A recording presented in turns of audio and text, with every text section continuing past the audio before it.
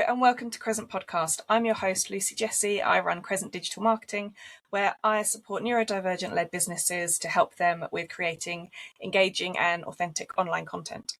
A quick shout out before we get started to our incredible sponsor, Purple Frog Signs. Check them out for any of your signage needs. Their website is purplefrogsigns.com and they're on Instagram and LinkedIn, so please go and give them a follow. Today, I'm joined by the lovely Claire, who's an associate clinical hypnotherapist from Inspired to Change. Thank you for being here today, Claire. How are you? I'm really well. It's lovely to be here. I love doing a podcast. So let's start at the beginning, I guess. Why don't you tell us a bit about your background and how you got to where you are now? Accidentally is the headline. I love that. I started life as a pharmacist. I was a pharmacist from when I knew that's what I wanted to do. So I left school, went to uni, did the pharmacy training, was working as a pharmacist, was chatting to somebody about a course that she'd done. It sounded really interesting. And after a G&T, I was like, I'll have a look and see what that's like. Accidentally applied. And then rather than just get the brochure, I just full on applied. And the next thing I know is I had a phone call from the guy who runs it to say, I've spoken to Ali. She said you're really excited about joining the course. We start next weekend. And so I did. Wow. And it was really fun. So it's a very sciencey course. So that appealed to my pharmacy background. But my thinking was I would use it in my pharmacy business, working with addiction clients or maybe kind of working at the time in the pharmacy I was in. That didn't quite happen. Because conflict of interest, NHS, blah, blah, blah, no one pays. So private practice it is. And I've been there ever since, 10 years ago. 10 years, wow. What? It's quite a leap, isn't it? It is. I mean, I'm lucky in that I left that full-time contract and then did a locum contract. So working for an agency, doing a day here, a day there, which is really flexible. So initially when I didn't have that many hypno clients, I could do more locum work. When I had more clients, I could do a bit less. And now it balances out at one full day a week and the rest of it is hypno. Wow. What are the most common misconceptions you think people have when they come to see you? Because I am sure you get a lot of it. So many. It's funny that there has been some kind of programs around it because people are fascinated by it. But the thing is, I think the worst one is that I am going to fix people. That's not how it works. It's not a magic wand. It's not you are happy, you are not depressed. It is very much a collaborative thing between me and them. So rather than controlling their brain, I'm supporting them to get better at optimizing it. So that's the first one. And then the second one, I think, is that there are people who can and can't be hypnotized. You won't hypnotize me is something I get quite often. And if you don't want me to, I won't. It's very much, again, an acceptance. If you would like to be relaxed and drift off into trance, you can. If you don't want to, you don't have to. But we all do it. We all do some form of trance. If you drive, if you're kind of doing something really banal like mowing the lawn and your brain kind of tunes out. Even basic things like just a repetitive task, washing up or doing something like that, and we zone out. And there's the definition of trance varies from person to person, but the short version is that your attention is inwards rather than on what's going on around you. So you're focused on your thoughts, daydreaming or thinking about something, just kind of idly scrolling through your thoughts rather than being uber focused on what you do. So what does a typical session with you look like when you first meet your clients? So first up, we have a little chat about how it works, what I'm going to do. And it's that kind of neuroscience education that is the foundations of this, how your brain works, why theirs might have gone rogue, how we're going to get it back on track, and what that looks like. And that's that first initial consultation. But a standard session follows the same framework every time. We start by talking about what's gone well in that week, what the client's done, what counts as a success, what they're proud of, because that shows me where their resources lie and what they enjoy doing. We go back over some of the brain science because there's so much stuff. I'm a proper neuroscience nerd, and so I love sharing tips and tricks. And did you know this? So we talk about that. And then the big bit of the session is taking the client from where they are now, wherever that may be, and thinking about what life would be like if they were a little bit further forward. So if you didn't have this particular problem that's getting in your way, what would life be like? Building a big, shiny picture of what that would be like.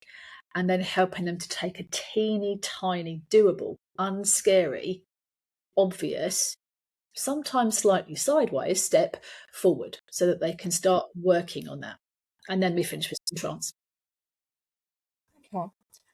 So there's, and you kind of briefly touched on it, the perception that you can make someone do or say something without their will. No, you absolutely can't. So the idea of like stage hypnotherapy is all a myth? Or like... No, that's the difference. That's hypnosis.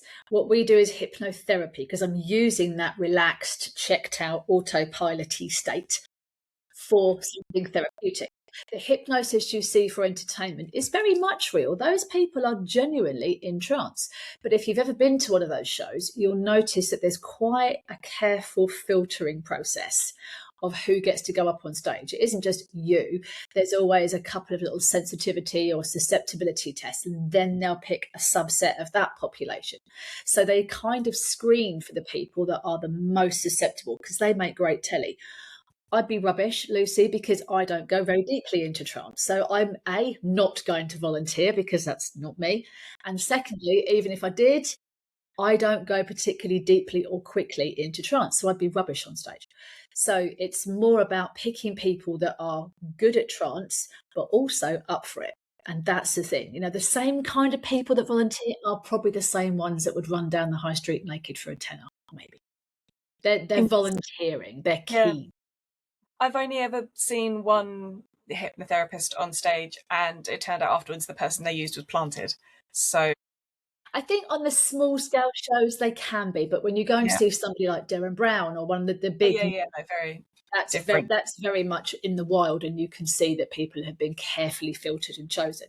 But it's very real. It's just that's not everyone's experience. It's about 10% of people who are very hypnotizable, 10% who are not very, and everybody else is somewhere in between.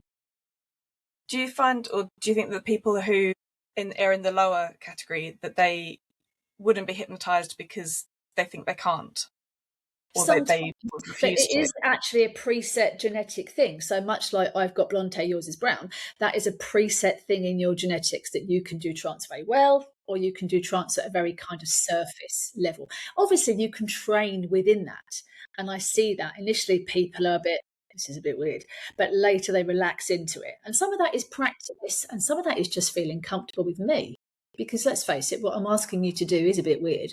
Lie in that chair, close your eyes, and I'll talk to you. Yes. It's a bit strange. And so I totally get that people take a little while to get into it. It's why I give them the relaxation audio to play at home when they go to bed, because then they get used to it. Nice. Yes. So obviously you've got your background in pharmacology.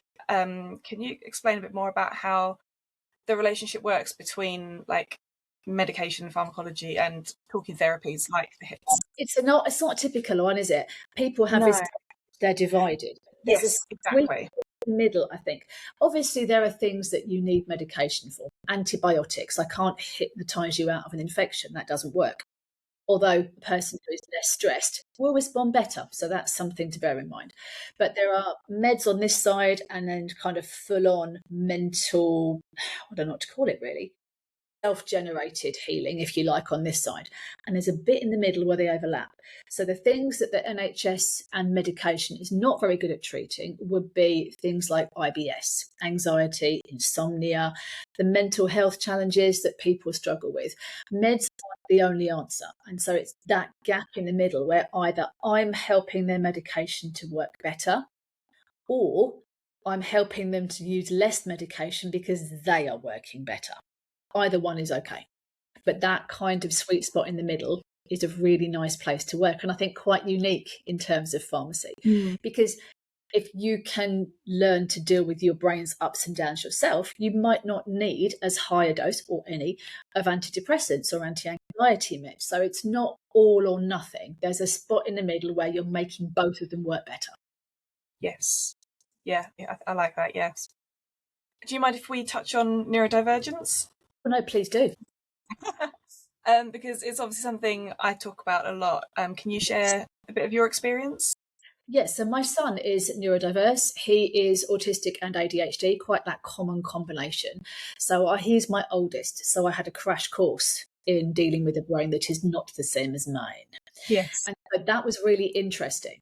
And then obviously readjusting my parenting skills for a more neurotypical child because they're very different. But I really like the fact that I had that experience because I work quite a bit with neurodivergent teenagers and young people. Because as you will know, there's a lot of kind of disconnection, I guess, between how neurodivergent people fit into what is predominantly a neurotypical world. And so getting that right, doing the same as everyone else, wanting to be like everybody else if you're a teenager, but actually not really feeling good in that world. So that kind of frictiony bit is often what I see teenagers for. Maybe they're struggling with social anxiety, maybe just a lack of confidence. They haven't found them yet. Maybe they're struggling with going to school because school just feels too big, too much. And so developing a little bit more of a coping strategy around that can be really supportive. Yeah, I think particularly the schools thing, I think is absolutely massive for neurodivergent young people. Do you think there's anything that's particularly uniquely valuable about hypnotherapy for the neurodivergent community? I think the way that I work, yes. Because I do something called solution focused, it's not about what are your problems, talk about them, tell me what's going on, why are you so broken, what are you doing? It's more about, okay, you are who you are. How do we make that work for you? And one of the parallels that I use a lot with my youngsters is don't bother trying to be a horse. Just be an awesome zebra because that is great on its own. And so that is kind of the vibe that I want to. That said, obviously there are understanding how your brain works can be really supportive. If you understand that your brain is set up differently, that you've got a different operating system, that's quite reassuring. But Yes. there are tips and tricks and kind of ways that when you know that, people with ADHD, for example, we can help minimize some of those ADHD stresses because we teach your brain how to focus better. Not all the time, but in that situation, what would help? And we can strengthen those connections through practice. So there are lots of benefits, I think, for the way I work. And my experience has always been that neurodivergent kids love the fact that that's how my brain works. So if I do this, then that happens. And that means that if I do that, that doesn't feel so good. And they get it. It makes it easier to kind of understand the things that they struggled with at a very nuts and bolts level. Yeah. I find generally my experience, probably mainly with my kids, but also with other young people I know, is that there is quite a heightened level of curiosity. Yeah. About whatever, but particularly, like as you say, about their brains and figuring out how they approach something compared to like the way a neurotypical. Absolutely. And to a point, your brain is the result of the environment you give it, the environment that is out here, but also the internal environment. So our thoughts, our feelings, our emotions, that shapes how your brain wires itself. So everybody's is unique. And I think when you understand that you get to mold that in a way that feels comfortable, that's really empowering. That there's nothing wrong with your brain as it is. Just because it doesn't work like the rest of your family, that's not a problem. It just means that you need to know that and then work what works for you. So another analogy is being Apple or Android. That's the one I always come back to. Both of them are awesome, but there is no way you are going to run an Android app on an iPhone. It just is going to does not work. They do the same thing, they just get there in a different way. Exactly that. And so a different interface sometimes is what's needed. So always going to work differently. Definitely. I think it's quite apparent there's obviously quite a high level of anxiety, and particularly in young children at the moment. Obviously, we talked about school, I think, being a primary thing of that. What do you think is driving that at the moment, and where does your work kind of fit in with the picture? There's lots of different drivers. I think, I don't want to mention the C word again, but I think COVID had an impact. We're still seeing that. Not because of what it is, but because of what it stopped. So it came at a really pivotal time when that cohort of kids were practicing making friends, practicing changing schools, being independent, and they weren't allowed to do any of that. The only way they could connect was in a very different virtual world. And that sounds really simple for us as adults because we'd kind of nailed it before that point. But when your brain is learning all that from scratch, I think that had a big impact. And I do see that with kind of connection and social stuff with young people.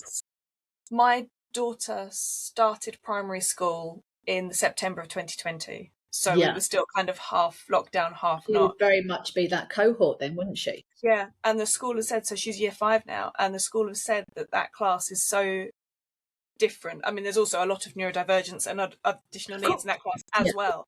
But they can see how it had such an impact on them. And I think we're still seeing that kind of cohort. It's going to take a little while to move through.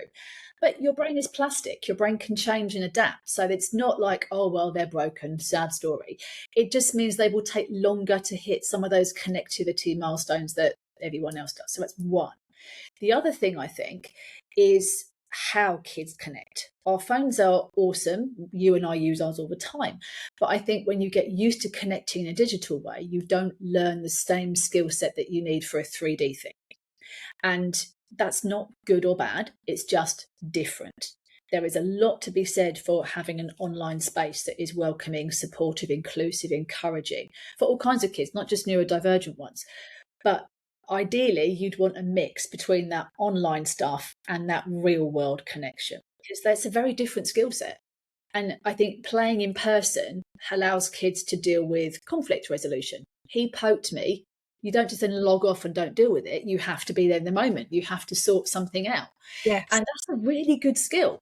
It may be whose turn is it next in a game, but when you think about that in a Zoom call or a meeting 20 years later, that's an important thing to learn.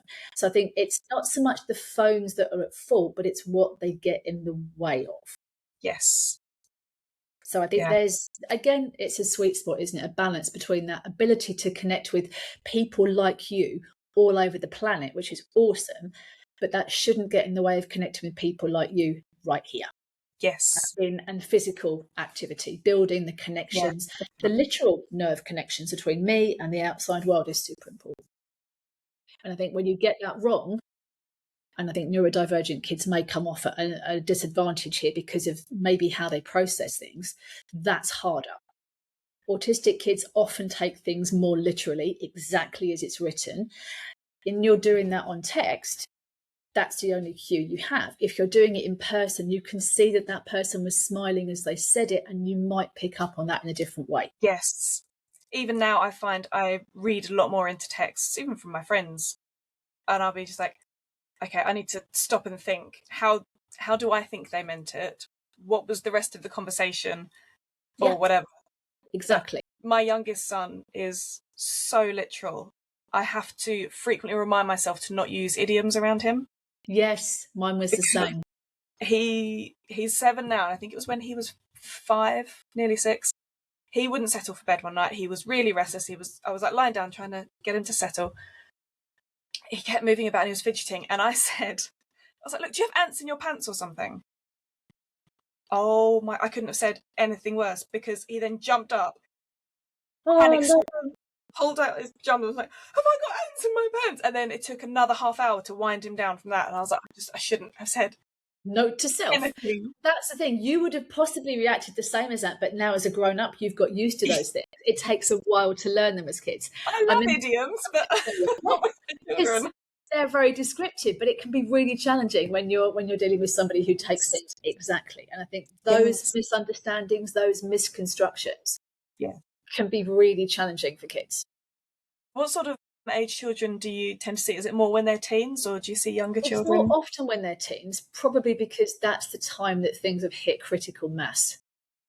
So, but I can work from 8 years upwards. It is a talk therapy, so I do need to have a child who can put their feelings into words or type. That's a bit slower, but you can do it that way.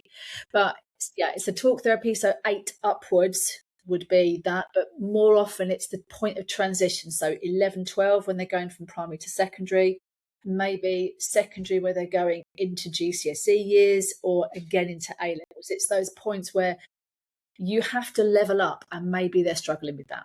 Or there's change also, because we know that autistic kids often don't deal with change particularly well, because they like things to be the same. So does your brain in lots of ways. But there are different parts of your brains that like things to be different. Do you find that you work more with girls or boys, or is it fairly split, do you think? It's a relatively even split at the teenage point. I probably work with more adult women, I think, because of that age-old stigma that men don't need help, just get on with it. Of course, That's yes. alive and well, despite our best efforts. But maybe, Lucy, maybe by being more open to it as a child, that would change how you dealt with it later. And I think the kind of therapy that we do as a solution-focused modality is not thinking about the problems. You don't have to talk about thoughts or feelings or what that means or why. It's just they are what they are. Let's make it how you want it. So it's a bit more practical. It's a bit more positive rather than reflective, which people find hard, I think. Yeah, I can't imagine it's easy either way. No, it's a challenge, but I think learning mental health skills, and essentially a lot of what I do is teaching people how to look after this very fabulous piece of kit that we have here. It needs a lot. It will run on very little. It will do its very best with very little help and support. But if you look after it and you give it what it needs, it will pay you back so much better. You said obviously there's a lot of talking back and forth. What if there was a child? I'm thinking of mainly my daughter. I'm not sure how much she would want to talk to begin with. Is it something you can work out to get them to then communicate? Definitely. And what we're asking, don't forget, is the easy stuff. What's been good about your week? What have you enjoyed? Okay. So simple, practical stuff. I encourage people to make a little note. I give them a book so they've got something to write in. Okay. And so often it's that chance to kind of celebrate and show off a little bit. You know, what has gone really well about your week? What are you really proud of? What's made you laugh? Who have you spent time with that's made you feel happy? They're simple questions. So it's not complicated concepts. And nothing too overwhelming. No. Stuff they know the answer to. That's the thing. Yes. Stuff they know. I love that. I think that's brilliant. I do a terrible drawing of how your brain works, and I make that quite interactive when I'm working with kids. Like, what does this bit do? What does this bit do? How did you use that bit? Why didn't you use that bit? What got in the way? And so that's quite interactive, which means they can join in and get quite involved in that. And my drawing is terrible, so it's like they can take the mick out of my drawing. It's always fun. Yeah, then a lot of that is me talking, but in a very kind of casual way. It's not formal. It's a lot of fun. I've got loads of props. I don't know if you know the Inside Out film with the little characters from there. Them. Yes. They are a genius tool for me to go, do you want to be like this or do you want to be like this? Yeah. And that's really helpful.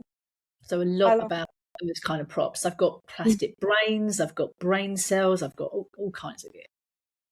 When this is totally random, but when my youngest son left, he's in year 7 now, so when he left school last year for their end of year play, they did their own take on Inside Out, but they called it Outside In.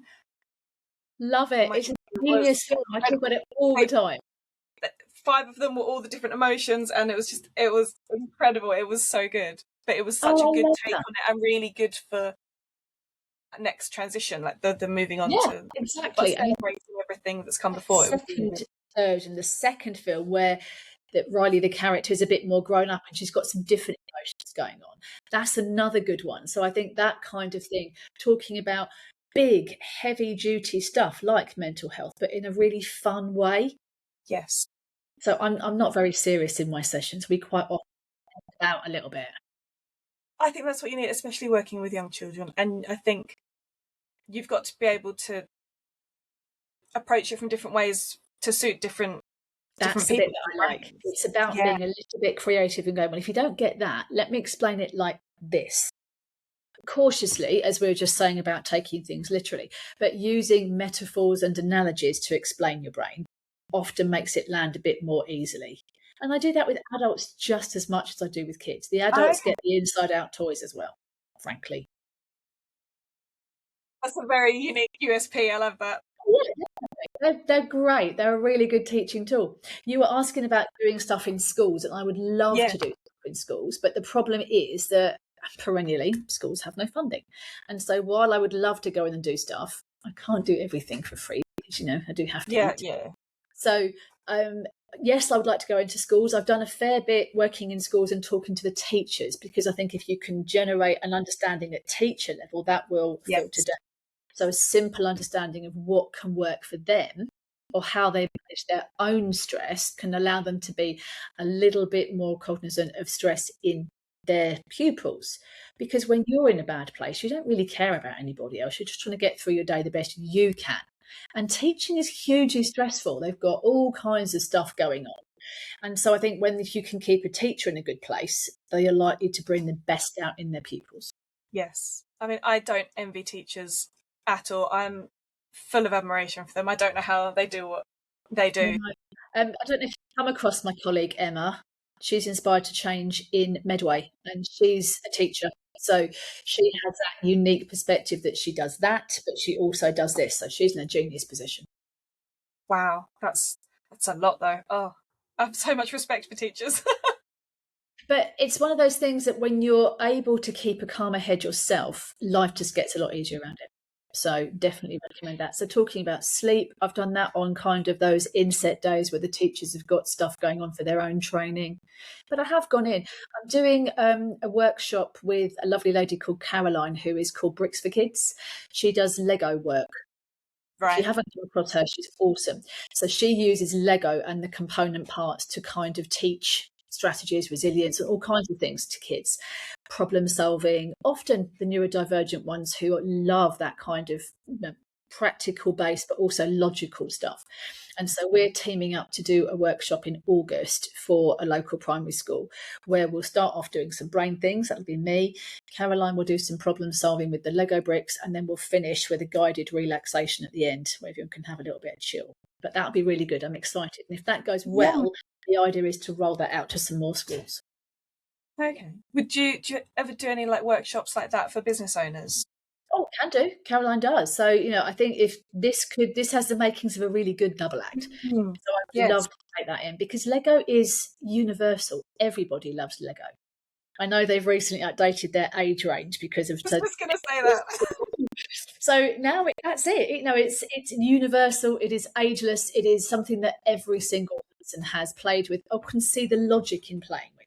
And so whether you do very simple, chunky Duplo stuff when you're a baby, or whether you get the tiny mechanics or the real STEM stuff they do now, it appeals to everybody. You can have it. I saw your Harry Potter mug. I know there's Harry Potter Lego, Star Wars Lego. Exactly.